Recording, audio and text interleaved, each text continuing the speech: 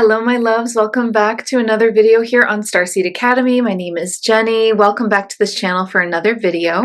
So today I really wanted to share an insider's view into ancient Egypt.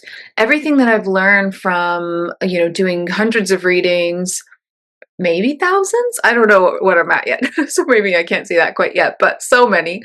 And being in the Akashic records of ancient Egypt, having my own personal Akashic experiences with ancient Egypt, past lives with ancient Egypt as well, there is truly so much to learn from that time on Earth.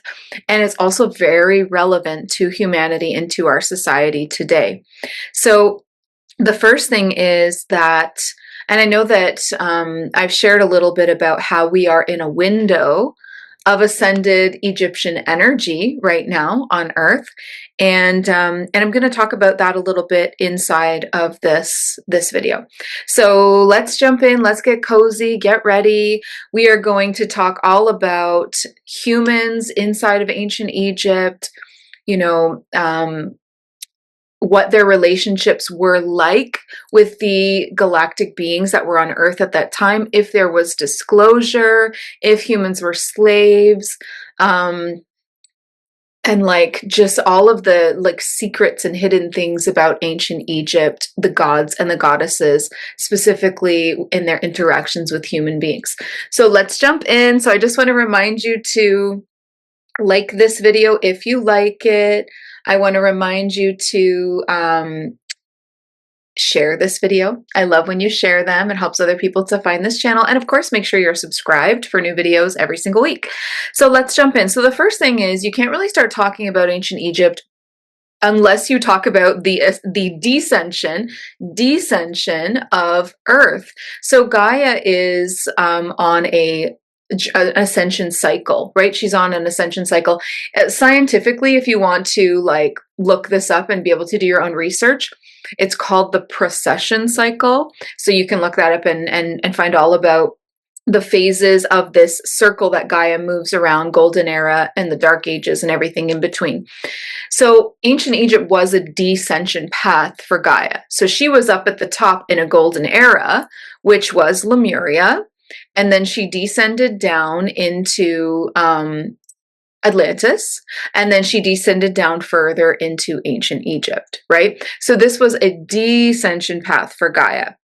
Gaia has been through her dark ages and is now on an ascension path back into the next golden era. So we are on an ascension path. If you are on Earth right now, you are on an ascension path too.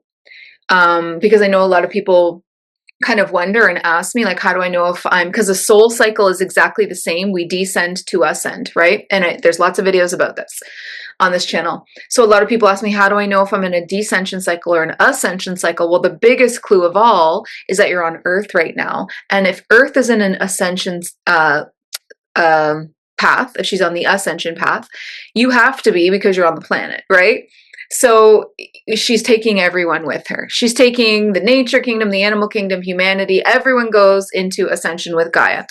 So if you want to know more about the precession cycle, I will link, let me make a note because I always forget. I have this video about ancient civilizations that really goes deeply into the process that I just described for you, from Lemuria to Atlantis to Egypt. It talks about that fall, and it also talks about what the precession cycle is, how we move through a photon belt of light, Alcyone, and everything. So I will make the first note here is that I'm going to link the ancient civilizations video. When I say link, I mean at the end of this video, 2 little pictures will pop up on the screen, and you just have to tap them to go to them, so you don't have to search to find it. Okay, so watch this video first and then check out the ancient civilizations. Okay, so yes, descension path. Great. So the descension path is now we're in ancient Egypt, and we actually are human species 2.0. So what else I have channeled from the Akashic records, and also through just higher dimensional ascended beings, is that humans were wiped out, the first version of humans. And the first version of humans were the Lemurians. So the Lemurians were a lot taller than we are. They had much longer lifespans. They were like a mixture of humanoid with magi, which is very elemental beings. So think like wizards, think like almost like, oh, like, you know, elven beings from like Lord of the Rings, like tall, magical, kind of glowy. That was like the first version of humans, and they were actually wiped out. And this is actually in the Bible when they talk about the flood. That actually connects with the sinking of Atlantis. So Lemurians weren't wiped out. It's when they descended down into Atlantis that that entire species was wiped out. Now, did they all die? No.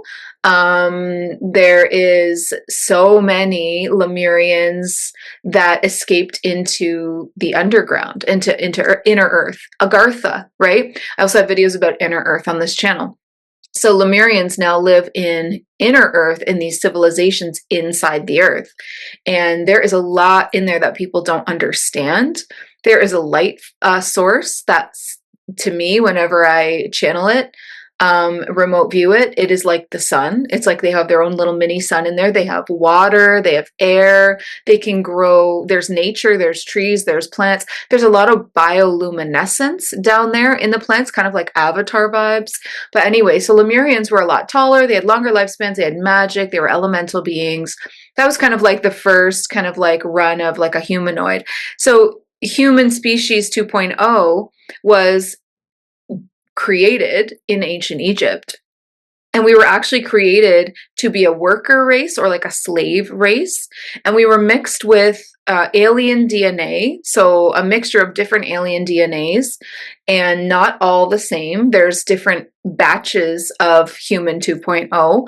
And they've also said to me that's why the people on different continents look so different. If you think that that can be created by just cultural, they said it can't. It's actually in the DNA for them to be so different, and it's galactic DNA that makes them so different. So like the continent of Africa, like, you know, where Europe is, North America, like all the way that we all look so different from one another actually comes down to what alien DNA we were mixed with. So we're not all the same. Where we are all the same is that the humanoid piece that we are mixed with, the part that makes us the humanoid or the human, is actually Sasquatch DNA. So if no one played with our DNA and did this experiment, we would all just be like Bigfoots. Like probably, you know, still intelligent, but not to the level that we are now, not to a level of the conscious awareness that we are now. So mixed alien DNA with Sasquatch DNA. Something that is funny, this came up in the video. I did a video called Secrets of Avalon, and we talked a lot about this in Avalon because Avalon followed ancient Egypt. So it's right after that. So we talked about how humans had just been emancipated from ancient Egypt and what they were made of, and what they were, how they were learning to govern themselves, because they didn't have to learn that before. So you can also check out that video. Let's make the second note, Secrets of Avalon. Okay. Those are both awesome. If you like this video, you will love it. Okay. So the funny thing is that first of all, Anunaki are creator beings that make species. Okay. They're the ones that can, you know, create, you know, mix together the pieces and actually create like a new species. And they created us to be this worker race or this slave race, but we were also an experiment. Different experiments, again, like how you see how the continents are all like look very different and are all different galactic heritage. It is all kind of like an experiment to see, well, which ones are going to be like, not the best, but like which ones are going to be, how are they going to be different from each other? How is the Pleiadian DNA going to evolve with humans? And we can see that up in like, you know, and they look very Nordic, they look very like Eastern European and that kind of thing, versus, you know, how are the Lyran, you know, DNA, which I've always connected really deeply with Asia. So there's just different experiments going on as well for how it's all working out. Things that I'm sure will come into the know, you know, soon with. But one of the funny little comments that that they made to me was that humans came out much smaller than they thought that they would. And I guess that they just thought that that was so funny. Like, you guys just came out way smaller than you should have. Like, the first human race was so much bigger, so much taller than us. And here they are mixing like Sasquatch DNA with different aliens, but somehow we all came out so small. So that was kind of funny. And so then they just made more of us, right? Because they were not as big as they were hoping that we would be to be these laborers. So then they just made a ton of us.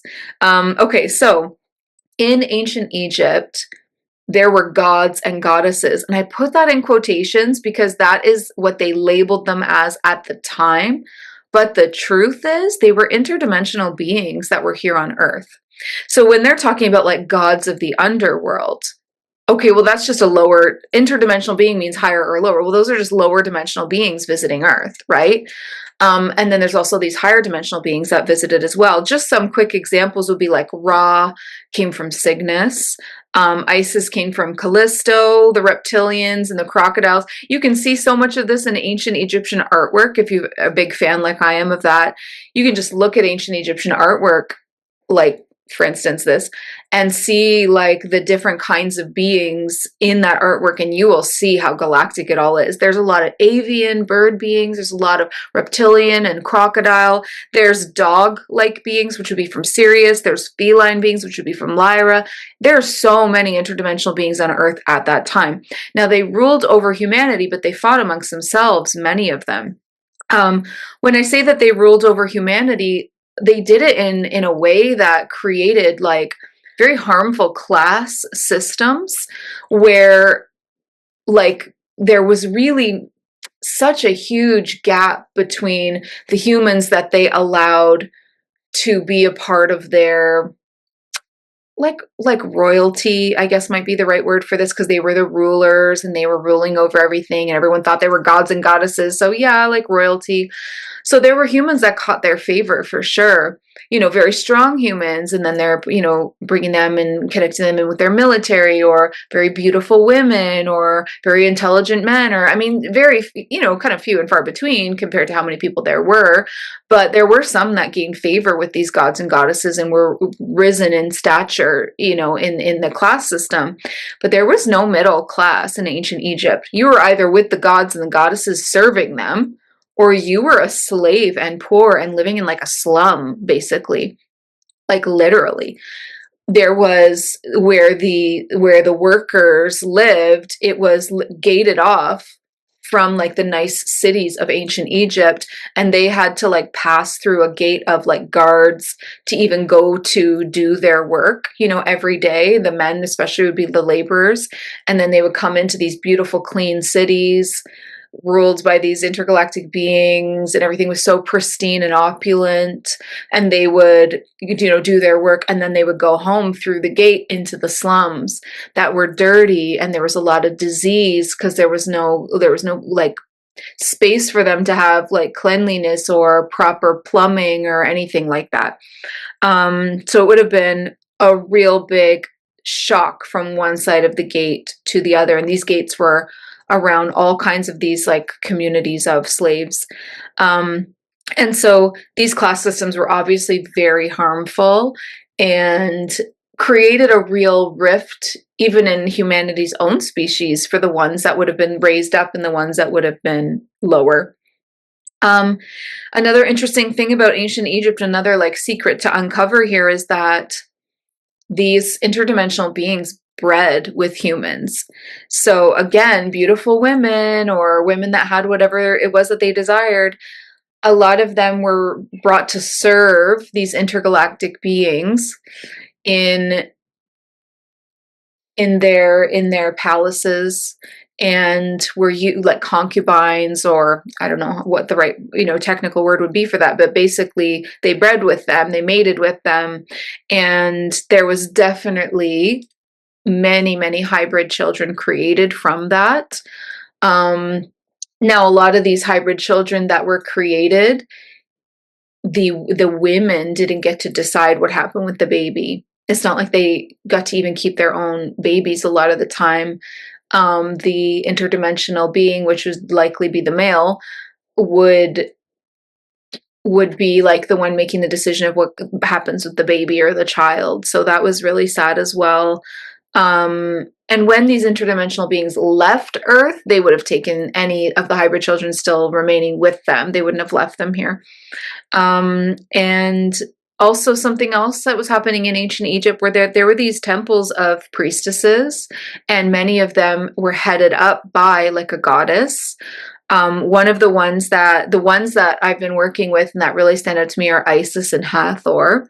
So Isis was a sorceress, and she worked with human women to raise their stature in society. She was a good soul, you know, like did a lot for empowering women and showing, like human women, and showing people how intuitive and magical and powerful women could be with the right training. And she taught women a lot of things around spell casting, manifestation, using their, you know, different ways to use their body to create their desired reality, you know, working with cycles, their moon cycle, moon phases, seasons, elemental magic, a lot of really cool, beautiful things that we've lost touch with, but that I really want to bring back. And I'll be doing a priestess course January 30th. Where I'm going to be going into a deep dive of an initiation into the Isis template. And then the other kinds of priestesses that really stood out were a lot of healers. So this would be like Hathor. Hathor was a healer. Many of her priestesses, all of her priestesses that followed in her footsteps were all about healing. They were about like fertility and helping women to have healthy babies, healthy births. They were about beauty. They were about, you know, youthfulness, and they were about longevity. And it was beautiful, beautiful sisterhood there as well. And then eventually, like I said, there was an emancipation of humans, and that was into Avalon. So Avalon, if you know, there's also videos on this channel about everything. So there's videos about Avalon too. Avalon was a time on Earth where it was all about like witches and wizards and dragons and unicorns and fae, fairy, elven, castles, kind of medieval, kings, queens. It was a really interesting time, and it's where most of our fairy tales come from, which is pretty cool. Unicorns, I think I probably said that. Mermaids, all of the elementals. So Earth kind of naturally moved into, I mean, ancient Egypt was kind of like a lot bigger than I think we think it was. It was also a lot longer ago. I think that they think it was like, what do they say, like 4,000 years ago? No. Every time I've channeled this, it's like 10,000 years ago at least. And then Avalon was another kind of place on Earth. A lot of people believe this to be like near Ireland, Isle of Avalon, and where everything was so green and beautiful. And that was like a refuge for humans, for a lot of humans. And so, because I said at the beginning, I really want to describe to you, why does this even matter right now? Why do we even care about ancient Egypt? It was so long ago. Like, there are so many secrets to be uncovered from ancient Egypt for ourselves about healing, sound frequency healing, vibrational healing, of the technology of the pyramids, of like so many of like the secrets of the pharaohs and the wisdom that they had, and you know, how they were trained by these interdimensional beings in crazy things like, you know, stargates and oh, just so much. Like, maybe I don't necessarily think time travel, but I do think that interdimensional beings shared with their human pharaohs a lot before they left the Earth. A lot of, you know, information about galactic history and the stars and how to connect and all these different crazy things that wouldn't that just be so amazing to even hear now. And so I wanted to talk about how we are in a window of ascended Egyptian frequency. And the reason why is when I was saying earlier about Gaia's cycle being cyclical, how she goes from golden eras down to dark ages. And she goes from like she went from Lemuria to Atlantis to ancient Egypt. And then moved down into Avalon, and then moved down into kind of like a medieval Dark Ages vibe, and then we're started to slowly move up out of that. As we slowly move up out of that, we're on the ascension journey. Whatever happened on this half of the circle of the descension going down, this is the ascension going up. Whatever is parallel directly across is the energetic window that we're in. So for a while we were energetically like directly across from Avalon. Well, we've moved into being across from ancient Egypt. So we are in this ascended Egyptian frequency, this window of it. And then obviously the next one would be, as we continue to rise as humanity, the next window of ascended energy will be Atlantean energy, which I can definitely see happening soon, because that's all about technology. And we know with all the astrology reports that we can really expect in the next until 2028, from now till 2028, huge advances in technology, AI, all those kinds of things that our society will look futuristic to us now. So that would be like an Atlantean window. Anyway, right now we're in the ancient Egyptian window, which is a time of sorcery, which is a time of understanding deep manifestation and how to use elemental magic to create that.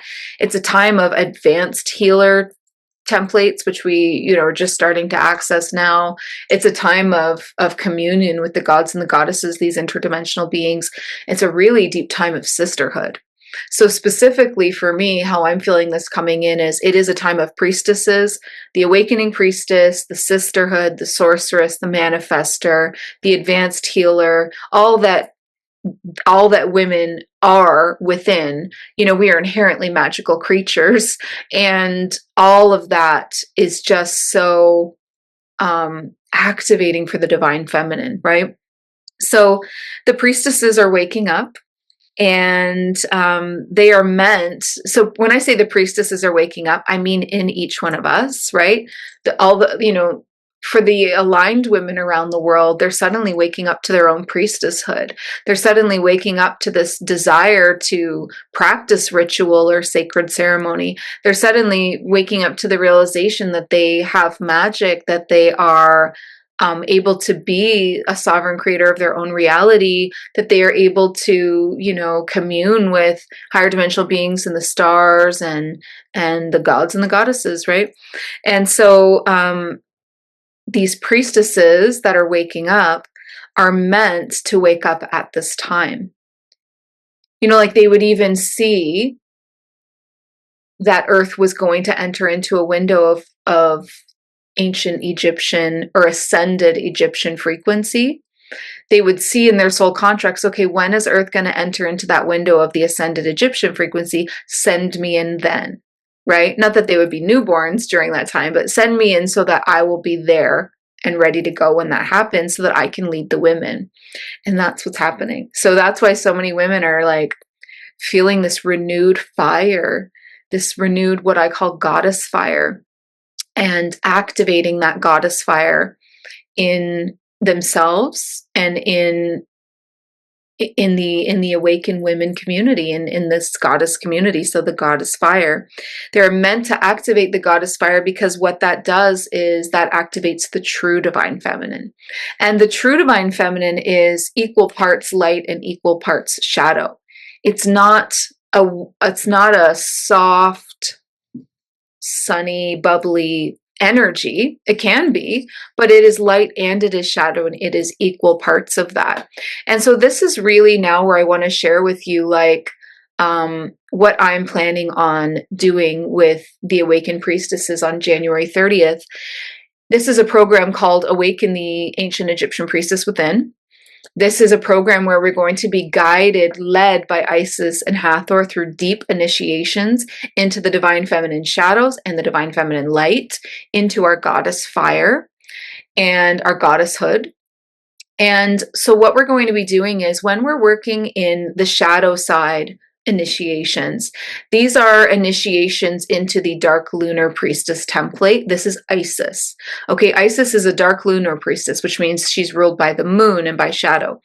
And so this is going to be where we're working with Isis to activate that dark lunar priestess template. And then we're going to be learning from her in this program together all about manifestation, but on a much deeper level than what we understand today, like becoming a spellcaster of your own reality, where we're working with the elements and the seasons and cycles and phases, such as moon phases, seasons of Gaia, the inner seasons, the menstrual cycles, which is like like the moon cycle, and also the elemental mana, which is elemental, like little tiny specks or flecks of floating magic in our atmosphere, which has been dormant, but is no longer dormant. And we are here to activate and connect to that.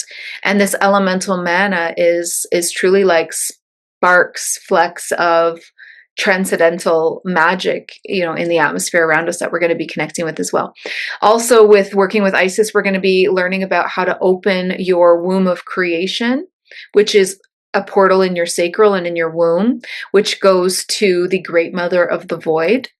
The great mother of the void is the other half of source. So the half of source that everyone always describes as the masculine half. They say it's like a big ball of light. It's like a sun. That's the masculine half of source. But source is all things. So source is masculine and feminine. And so the feminine side of source is a womb, a black hole, like a black void.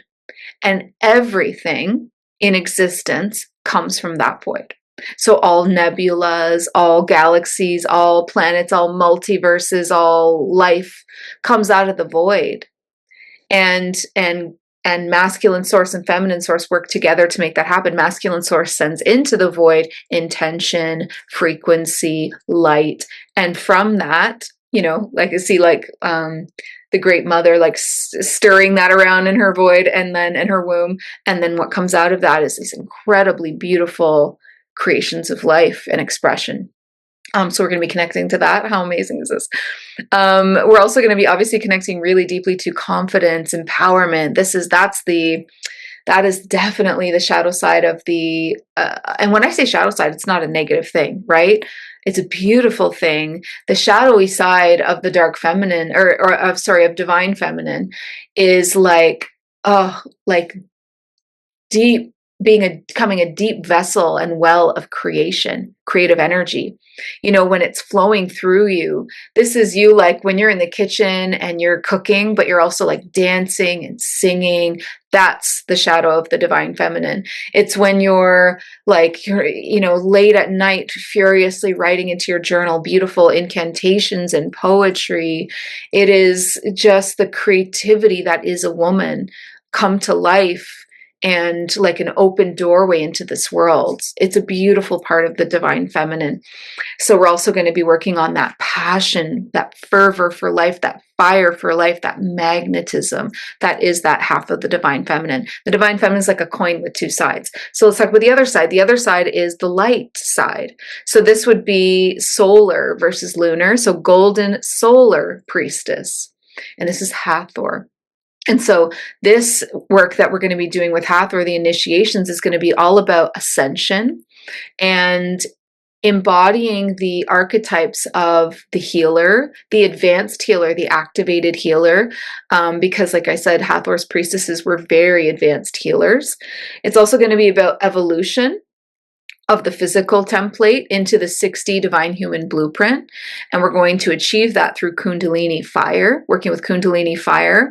Kundalini fire and activations into the oversoul, which is like a much higher level of soul perspective or soul consciousness. We're going to be connecting with the grand central sun. So Hathor is very connected to the grand central sun. Isis is very connected to the moon. So the grand central sun is not our sun. It's the sun at the hub of the multiverse. It's the center of it all. And suns are portals to each other. So you can travel through the grand central sun and get to any other sun, or vice versa. And so it is connected to our own sun. So we can experience the rays of that through our own sun. But for this particular journey that we're going to be doing with Hathor, we're going to go to the grand central sun with an astral journey. And we're going to be connecting to that. And that is really what's going to be activating the advanced healer template, using the golden plasma of the grand central sun and opening our meridians, which are like, how you have veins physically? Well, your energy body has veins too, and they're called meridians. So we're going to be opening our energetic meridian veins to receive this golden plasma to become these activated advanced healers and bring that template online. We're also going to be doing a union of our masculine to feminine flames. because you hold both in your body, and when you bridge the two together is such a powerful wholeness and balance, and it shows up in all areas of your life. And then we're going to be doing crystalline wavelength upgrades. So that's really big energy with Hathor for sure. Now that is going to be the first 2 weeks and the work that we'll be doing together. In week number 3, the priestesses and I, the sisterhood and I, are going to be doing a journey into your own Akashic ancient Egyptian story. I want you to understand your story. Who were you in ancient Egypt? What kind of a priestess were you? Maybe you've had more than one life, but let's see what comes through when we do that. So a guided and channeled journey for your own remembrance. And then week 4 will be all about light language and soul language. So I'm going to be activating this circle of sisters into speaking as a group the light language of Hathor, the light language of Isis, and as an individual, your own personal ancient Egyptian language. What does your own personal priestess language sound like? Because it's going to be very different. It's going to be very meaningful to you. It's going to be very potent. Whenever I have activated classes of students into these light language and soul language is the one that always gets everybody in the feels. Everyone's always crying, and it's like meeting yourself for the first time. It's like hearing the voice of your soul, hearing the story of your soul. It's so powerful. It's such a powerful transmission. And I've gone on to use soul language personally in my life for so many things, like clearings. If I ever have issues with like dark energy, you can clear it with soul language, whether it's your own aura or body or like your home or an item. You can activate things with soul language. So I use it in my energy work to do upgrades and activations and just so much more. So that's this 4-week program of Awaken the Ancient Egyptian Priestess Within. Awaken the Egyptian Priestess Within. And we're getting started on January 30th. And this is a call I'm sending out to my Awakening Priestesses. I know that you're out there. I feel you out there waking up inside of the human collective. I feel your priestesshood coming online.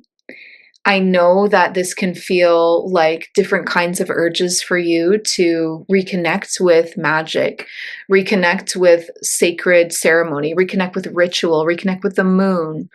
You want to reconnect with higher dimensional ascended guides. You have this desire to reconnect with your womb. You have this desire to reconnect with like yourself as a priestess, yourself as this priestess of light and shadow. And you even probably also have a very strong pull to ancient Egypt, to pyramids, to scarab beetles, to like the deep colors of cerulean blue and jade green and ruby red and gold. Maybe you even have ancient Egyptian guides. Maybe you have like gods and goddesses from ancient Egypt on your team. Maybe you know that you've had an ancient Egyptian lifetime, or maybe you think that you have.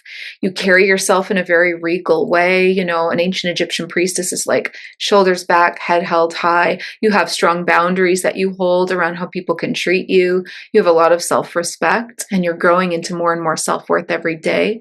You know you're magic as hell, and you're ready to learn how to use it. And this is who I'm calling into this. So I'm calling you, beautiful priestess. It's time for you to experience your initiations in this lifetime, right? I know that you've had them before, but you've just reawakened. Here you are on Earth. Welcome back.